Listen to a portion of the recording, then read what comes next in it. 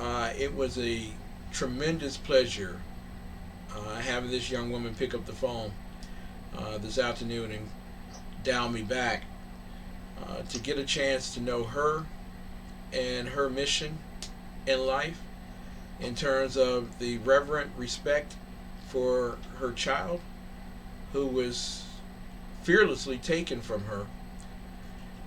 A woman and a man who loves their child so much that they love their child into loving the world in spite of what the world has done to them.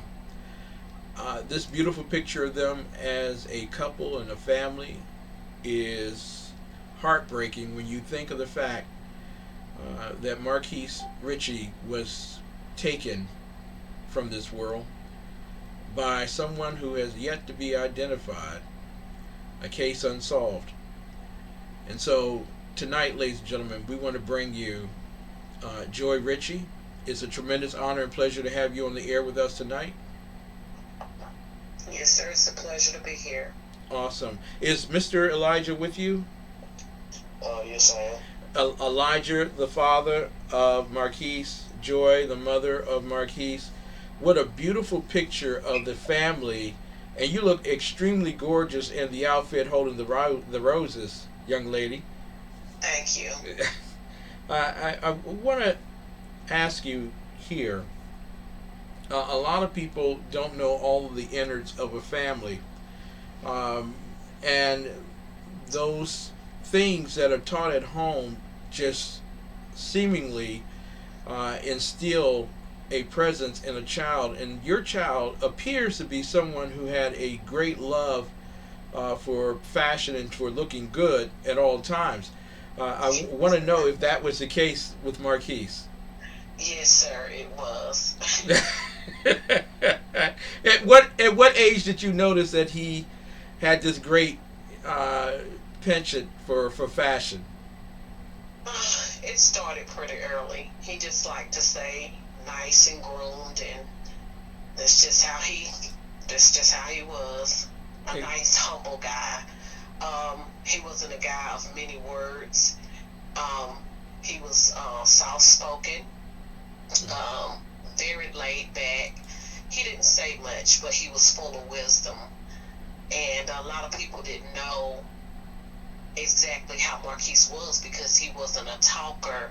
But me and my son and my husband and his brother, we had such a close relationship. And it hurt so bad because he had so much to offer the world. And he was full of wisdom and knowledge. Exactly.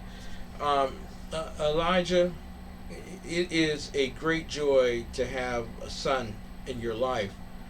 I've never had a son. I've had two daughters.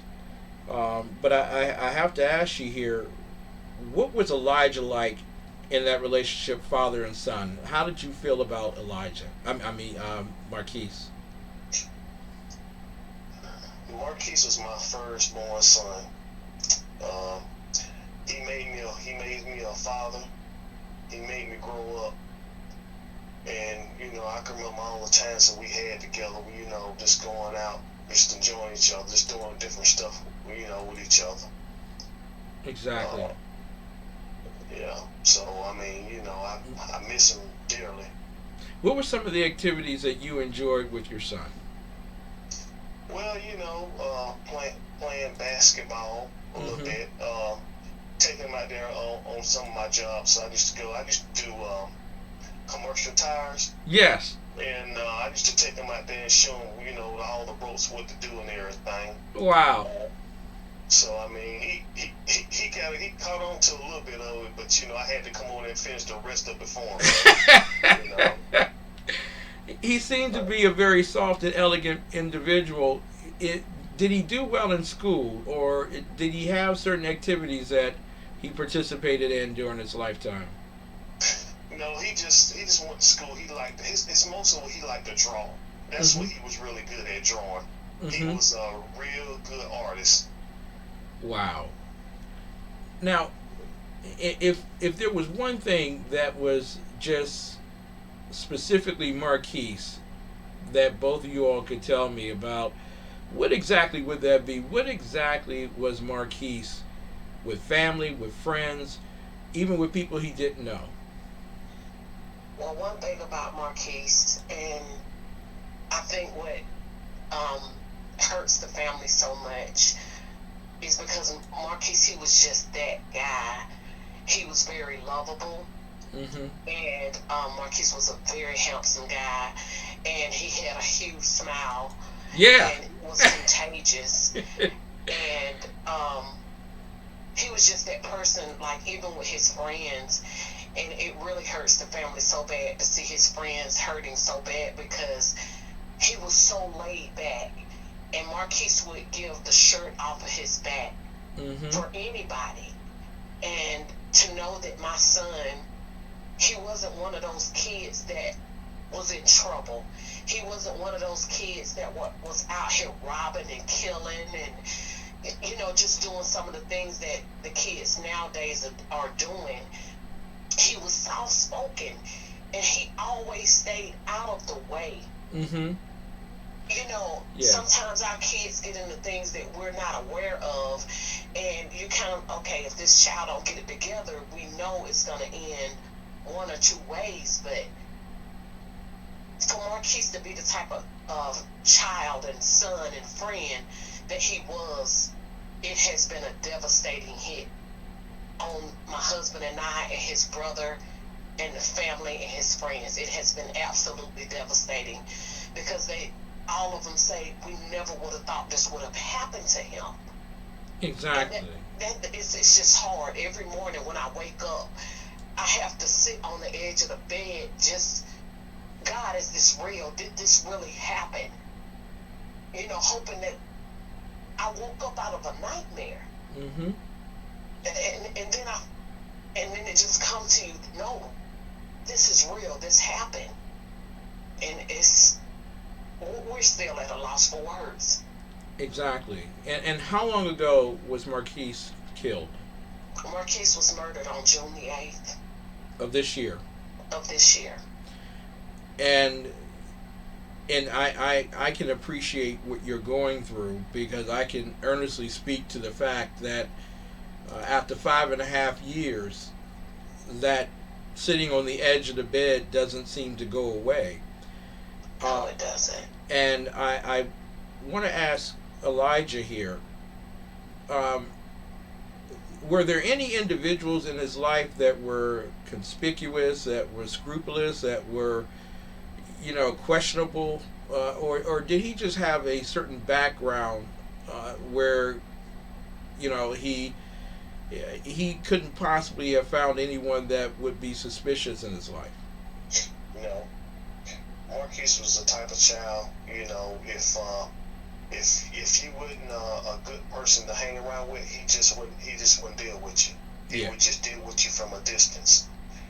He didn't hang around people that caused trouble or any drama and anything like that.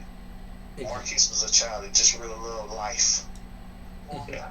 I mean, he had about 4 or 5 good friends that he always hung with. Yeah. And they've been friends for years. So, I mean, for him to hang with somebody or stay in trouble, that just wasn't him. Exactly. What police department, if people were watching this and they knew what happened with Marquise, and we'll get with that in a moment, but if they had to contact somebody, who should they contact in this regard? They would have to contact Grill Police Department, Mm-hmm. or Sergeant Foster, is the detective Foster, or Yes. Greenville County. But we do have a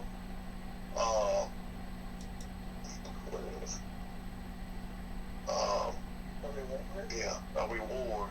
Yes. The Crime Stoppers. That's what I was trying to say. Crime Stoppers. Yes. And how much is that? Contact too. How much is that reward?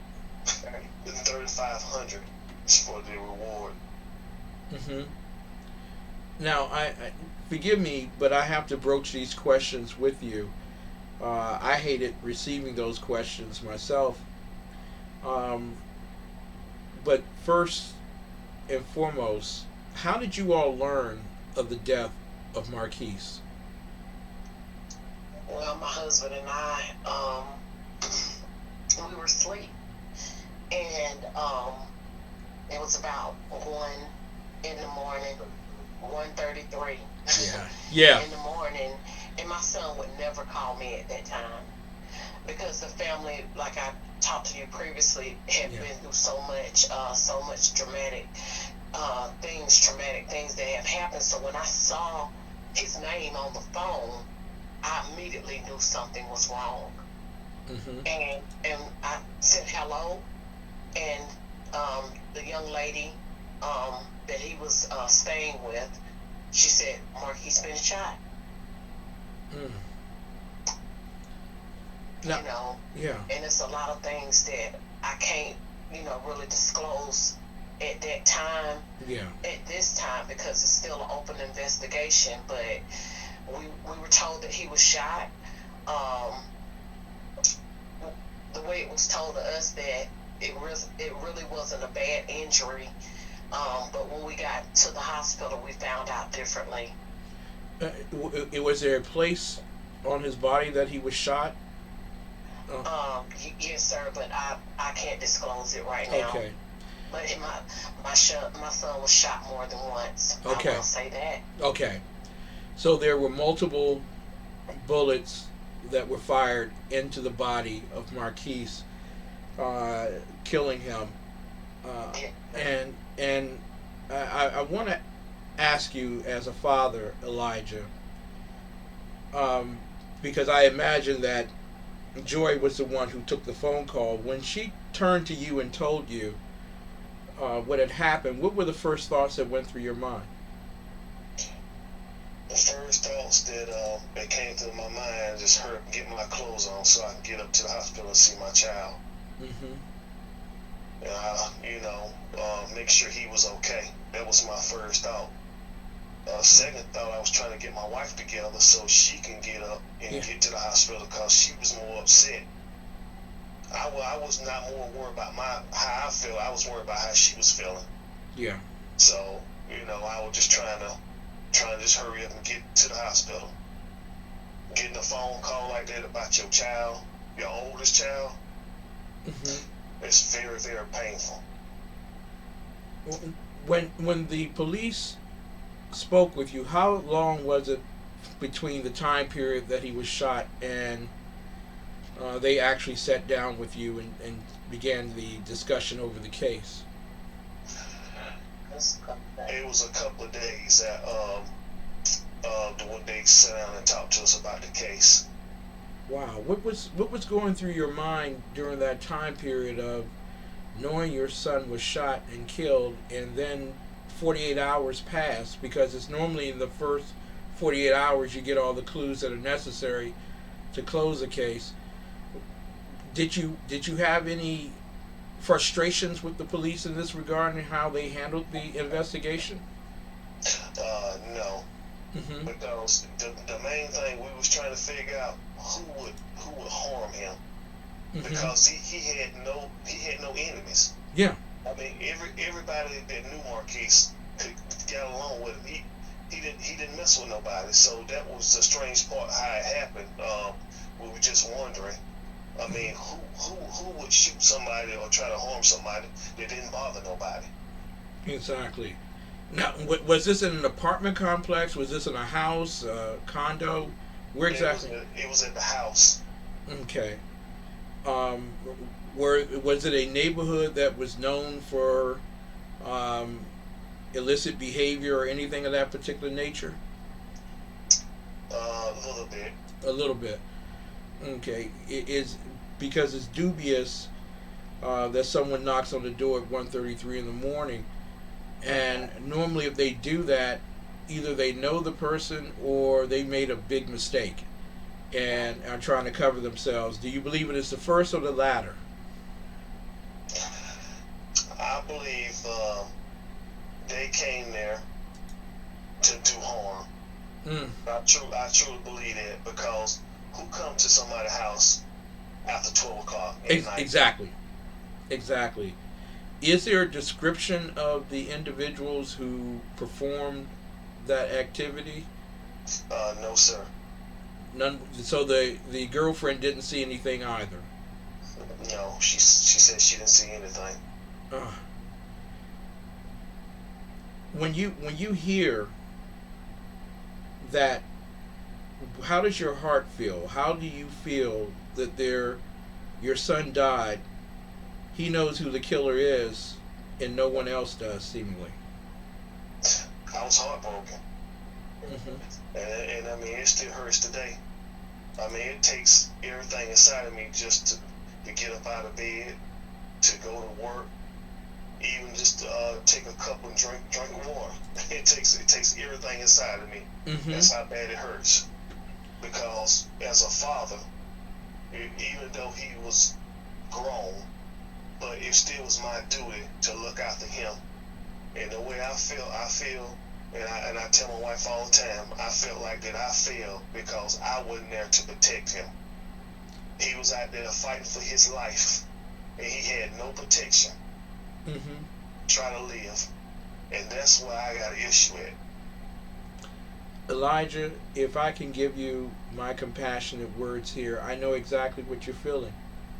I know exactly the time that my daughter was shot, 9:40 p.m. Eastern, on the 27th of May, 2015.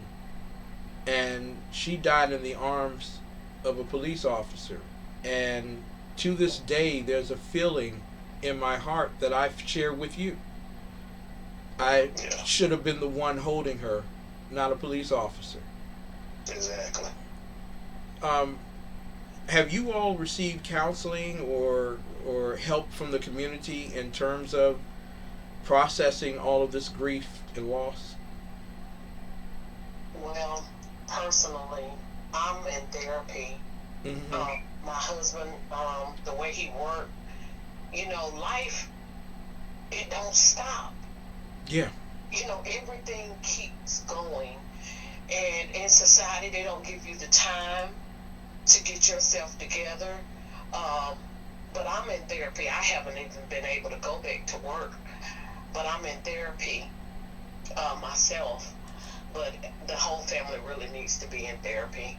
And my husband just stepped away for a moment just to let you know. But yes, I'm in therapy, and the community has been wonderful.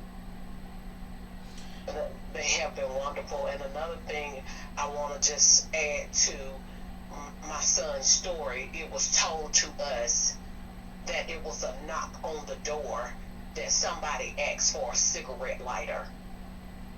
And I'll just sit that right there. Nothing makes sense about our son's death. They say it is a complicated case because they've went through the phone records and they've done the investigation and they've seen the type of child that Marquis was. He was a good kid. He wasn't into anything. I still say, I know he was an adult, but he'll always be my kid. Yeah. He'll always be my baby. But that's what makes this case so difficult. There was no witnesses. The only person that really knows what happened that night is the person that was there. And I'll leave that right there. So we have no answers. Let me just ask you, how did who witnessed the fact that someone asked for a cigarette lighter? The young lady that was there. But she didn't see anything and she didn't know anything. She was in a different room. Well, we've heard different things. It's kind of like my daughter being shot and killed on the busiest street in Southeast Washington, D.C., and nobody saw nothing. It's kind of like that. Are the tips rolling in at this point, or do they believe that the case is gone cold?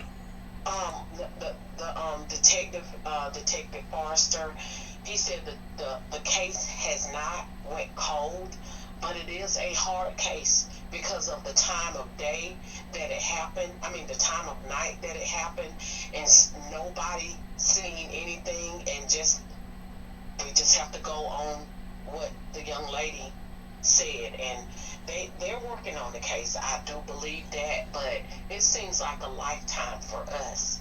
Exactly. It's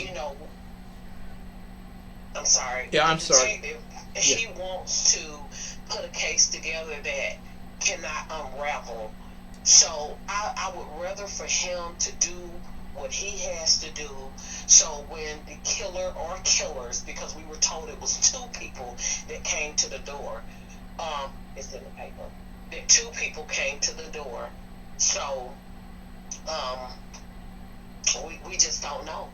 Are there things that the police have released to the public regarding this particular case that people who are watching tonight would like to know and maybe can help with the identification of the two persons who were knocking at the door? We have no description. Um, so let me just ask, who who profits the comment that there were actually two people at the door? The young lady. The young lady. So the young lady who doesn't know a thing about what happened, wasn't in the same room. However, she overheard the request for a lighter, and she knows that there are two people that knocked at the door. Were there problems in their relationship at all? If I ask that, if I intrude with that question. Um, we don't know. Okay. We don't know. How long did he know this young woman? Um, Not long. They hadn't been in a relationship a long time. Maybe I would say maybe 6 months, if that. Mm-hmm. So on and off 6 months. so when did this is very devastating to us. exactly when did he start living with her? Probably 3 to 4 months prior to his death. Okay. Has her family said anything to you or made any note? No, sir. None whatsoever. None. If there could be some help that you could receive in that process, how would people be able to assist you in that regard? Do they go to the Marquis Foundation and support you in that regard, or how do they do that? Through our son's death, we created the Marquis Foundation, and the foundation is, of course, against gun violence, but that's not all we do. Yes. We bring awareness to the community. Like even this past weekend, we went out to 4 different areas in the community, and we passed out canned goods, non-perishable items, personal hygiene items, and we called it Rich with Love boxes. Yes. And Absolutely. that's what we need in the community. We need love. It starts when the children are small. If we learn how to show these kids love and stop trying to be their friends and be their parents and instill values and integrity in our children, I know we can't prevent everything that our children do, but at some point with what's going on in our community, we're going to have to take a look at ourselves and see and try to figure out what did we do to cause the problems that are going on now. It's so easy to point our finger, okay, this kid is bad, but what have we done to bring a change in our own community? So that's what the Marquis Foundation is based on. We bring awareness, we feed the community, we love on the community. In spite of what we're going through, in spite of our pain, in spite of our hurt, we are still reaching out, because it is so many parents just like us. I have hundreds of messages in my inboxes from mothers and fathers that their children was murdered, and they don't have a voice because they don't even have the strength to speak out. So we're their voice. Yes. We fight for them, not just Marquis, but for all the parents that are suffering the same way we are. Exactly. We're speaking tonight with Elijah and Joy and Richey, and about their son Marquis. And Marquis was killed in June of this year. Some persons knocked on his door. 2 persons allegedly knocked on his door, asked for a lighter, and then shot him multiple times. The police are investigating this particular murder, Uh, there are no descriptions of any of the suspects, only a description of the environment that took place on that particular evening. But Elijah and Joy have turned their misery into ministry. They have turned their moment of sadness into a moment of sacrifice for the community. And a lot of people would ask at this point, Joy and hopefully Elijah, He's right here. Elijah, how can you do that? Do you understand what I'm saying? How could you possibly love the community when someone in that community took your child's life and won't say nothing? How can you do that? Well, be honest with you, it's hard. Yes. But I got a giving heart. I know if I work hard for my child, that's what pushes me. Church is one thing. It helps. It still hurt, but the church and praying and God helping me is getting us through. And the Marquis Foundation, we fell in love with the story, and I play it as part of what we do at 10 o'clock. Do you know where your children are? We dedicate that moment to a family who has lost someone and or is experiencing abuse of some type. In this particular case, Marquis Richey was killed, and you all turned that into a moment to reach out to the community. What has been the reaction of the community towards you all in terms of doing this? Do they feel pity for you? Do they feel empathy towards you? Do you feel their love and appreciation for you? We feel their love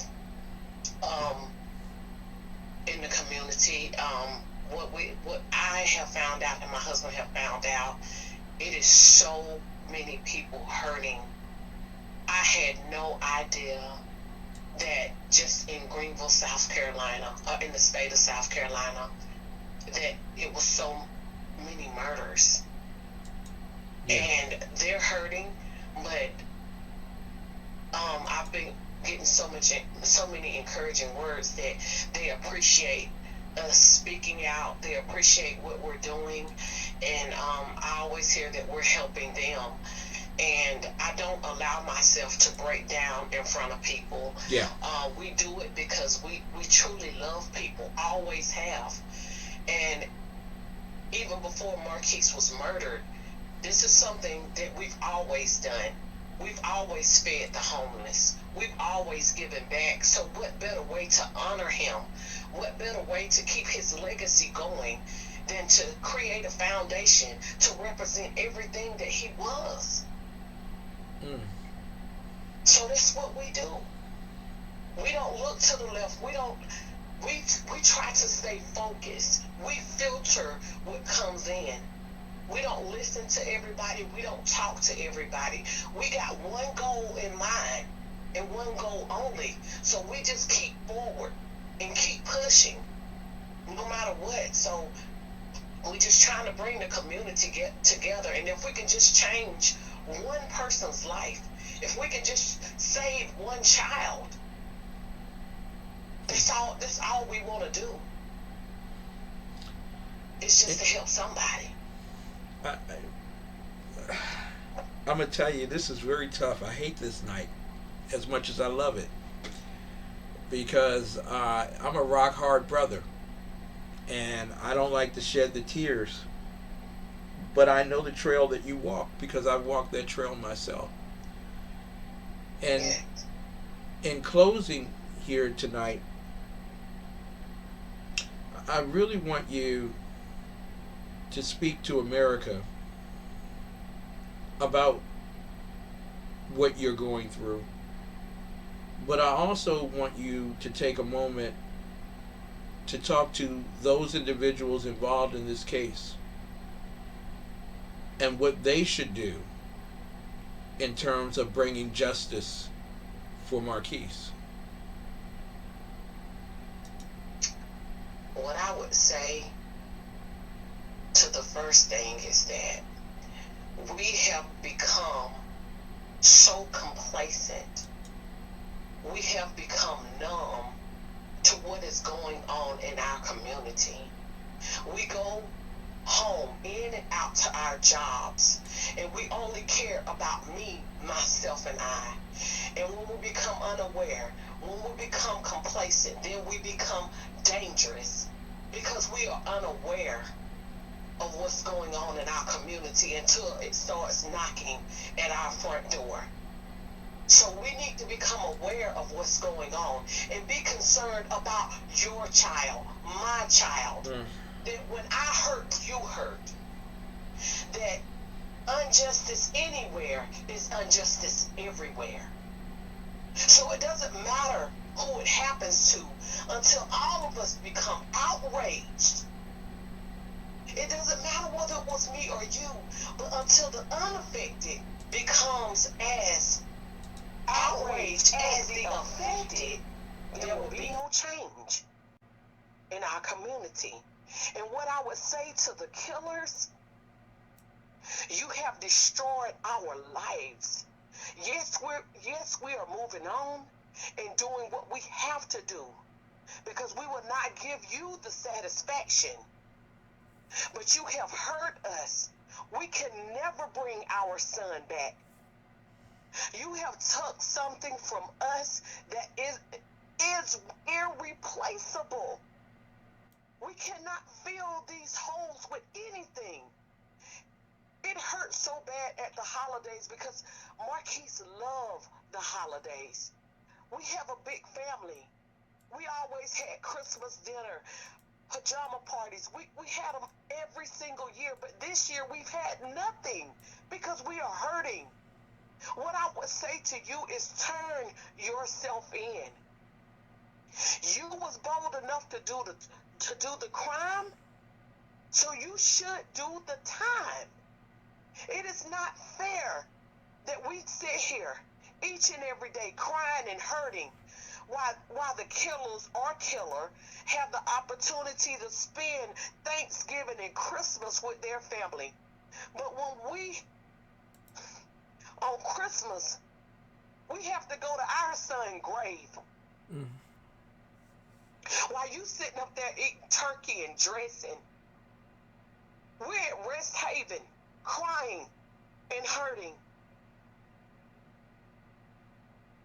And it's sad because whoever did this, I'm sure they're a menace to society. And those of you who know what happened to my son, and you choose not to say anything, shame on you. Shame on you to allow somebody like that to walk our streets, to terrorize our community. How dare you keep your mouth closed? Because if you are from Greenville, South Carolina, you know about my son. You know he wasn't a troublemaker. But you choose, and we have this snitch mentality that we don't snitch. But we need to understand that when you choose to pull that trigger, that is a choice, and people don't come back. This is not a video game. You don't get 4 lives. It's not a game. America feels your pain. They feel your hurt. They feel your intolerance, your frustration. And they also are motivated to help you bring about justice. Elijah, I want to give you the closing words because your words go to the very heart of men. Some, and I never asked the age of Marquis. If you could tell me what his age was. He was 28 years old. 28 years old. Never had kids, never had a chance to get married or anything.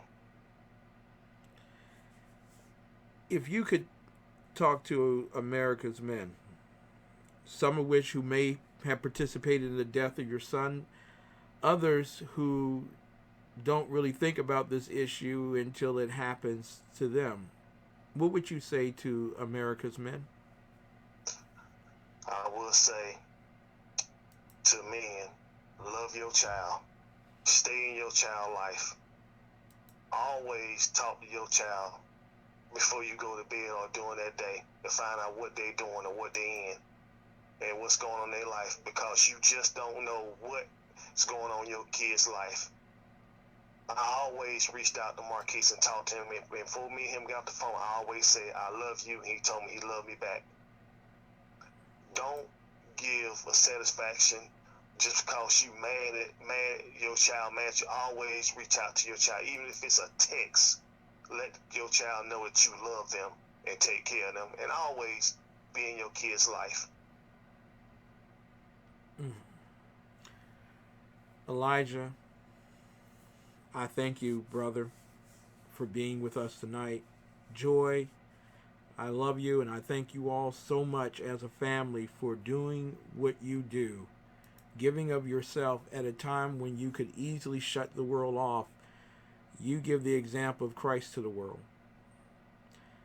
Thank you. And Thank you. I know how difficult these journeys are, and I want to let you know that TECN TV is not going to let go of your hand on this particular journey. We want to be with you. We want to work with you. We want to partner with you to get the message out across the world. That death, while we believe in Jesus Christ and we know that there is an afterlife in him, but death is a miserable thing here for us because we lose the one that we cherish so much. And I want you to know that we're thankful for what you've done for Greer, for Simpsonville, for South Carolina. And we pray that you continue to touch the hearts and lives of those around you, that you not become as bitter as the water from which was drunk by those who killed your child, but that your example become living waters even to those who are amiss. And we thank you. And let this not be the last time that we talk to one another. And I would encourage you in all just to remain strong in the Lord, for he shall be with you always, even to the end. Thank you. Elijah and Joy Richey, ladies and gentlemen, a tremendous honor speaking with them tonight. And I want to show you what this couple does. And I want to give you, the American people, the opportunity tonight to pick up the phone and call Crime Stoppers. Tell the police what happened to Marquis that night. And if there is an individual who's trying to absolve themselves from suspicion, I pray that the hand of the Lord remove the darkness so that we might see the light. Joy comes in the morning as we cry the tears of sorrow in the night. But truth will not be hidden forever. The Crime Stoppers is 864-232-7463. 864-232-7463. This family does not deserve to cry tonight. Only on Fox, harnessing heartbreak to help humanity. That's what Joy Richey says she's doing to keep her son's name alive. Greer police say Marquis Richey's murder still remains unsolved after two suspects knocked on his door, opened fire, and killed him. The case remains unsolved for 6 months to the day tomorrow. So sad for this family, especially during the holidays. Fox Carolina's Shell Remains been following this story, checking with police tonight and his mom. Shell, are there any new updates on this homicide? Well, Cody, Greer police say they still need help trying to figure out who is behind Marquis's murder. You can see that a flyer is taped up here tonight outside of the police station 6 months later. And the holidays are here, but unfortunately, this mother tells me without her son, they will not be the same. Even the days when it's hard to get out of the bed, and I have to sit there and shake this off, I know my son will want me to get up. He would want me to keep fighting. Joy Richey has been fighting for 6 months, almost to the day. It's 6 months that I haven't heard his voice. It's 6 months that I haven't seen his face. On June 8th, Greer police say 2 people knocked on Marquis's door. When he opened it, an argument started. Shot, police say Marquis was left to die in the doorway. I'm sorry that this world or that person robbed you of your life. I'm sorry that that person robbed you of your fatherhood. It doesn't matter what Christmas decorations she puts out. Joy says her son's favorite time of year is no longer the same. Just to know that the killers and they're out here celebrating with their family, and every holiday it is torture for us. But there's one thing that can put a smile on her face. Every time I think about it, I see his smile. Before Marquis was killed, his mom says they went to Tent City, giving out necessities. And I seen the joy that it brought him. I have to keep his legacy alive. I have to keep his name out there because I refuse for my son to be a hashtag and just a t-shirt. Now she's collecting non-perishables, hygiene products, and more under the Marquis Foundation, passing them and a piece of Marquis out this Saturday. I'm fighting for him. I'm fighting for justice for my son. And Miss Joy tells me that she'll be passing out those donation boxes starting at 10 a.m. on Saturday, right outside of the In-Town Suites, right along Wade Hampton Boulevard. We have much more information about that inside of our Fox Carolina News app. Of course, community activist Tracy Fant will also be there helping with that cause. But if you have any more information about this homicide or who's behind Marquis's murder, you need to call police. For now, reporting live in downtown Greer, I'm Shale Ramin, Fox Carolina, the 10 o'clock news. No family in America should cry these tears tonight. Not a one. Nor should there be the vindication of the state to release murderers and rapists simply because they reached a certain age. America, we can do better than this. I'm encouraging each and every one of you, if there is a case in your neighborhood, call your local police. If you know something, if you know someone, just a little bit is enough sometimes to solve cases. Elijah and Joy Richey should not be perishing as they celebrate Christmas, nor any other family. Do that which is right, not in your own eyes, but only in the eyes of God. Bring those who have offended to justice, and reach out this Christmas to a family that suffered, so that they may not know the misery and the pain and the strife as greatly as you do independently. We get to this particular hour tonight, and I always ask that one, and actually two very important questions. Number one, do you know where your children are? Number two, do your children know where you are? It's 10 p.m. Do you know where your children are?